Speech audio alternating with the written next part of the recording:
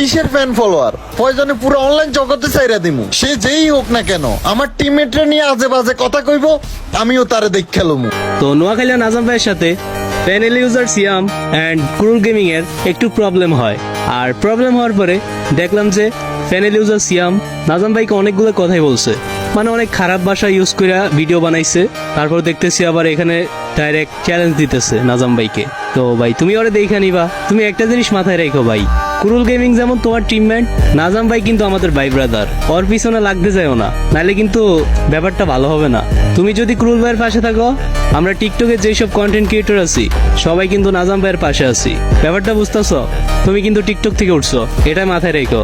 আর আরেকটা জিনিস দেখতেছি, তুমি নাকি কাদের কাছে গিয়া বলতেছো নাজাম ভাইয়ের আইডি বাদ করার কথা। তো ভাই একটা জিনিস মাথায় রেখো, যাদেরকে দিয়ে আইডি বাদ করাইবা তারা কিন্তু আমাদের ভাই ব্রাদার। সব কথা আমাদের কানে আইসা পড়ে। তো নেক্সট টাইম এইসবের কথা ভাইবো না। আর তুমি বলতেছো নাজাম ভাই ভিউ কামানোর জন্য এইসব করতেছে। আচ্ছা মানলাম নাজাম ভাই ভিউজ কামানোর জন্য এইসব করতেছে। এখন তুমি তো বড় একজন ইউটিউবার, তোমার ভিউজ আছে, তো তুমি কেন নাজাম ভাইয়ের সাথে নতুন ফেস খুলে কন্ট্রোভার্সি করতেছো? কি ভিউজের আশায়? ভাই এইসব বাদ দাও, বুঝো নাই তুমি কি করতে পারবা আর কি করবা, এটা আমরা খুব ভালো করেই জানি।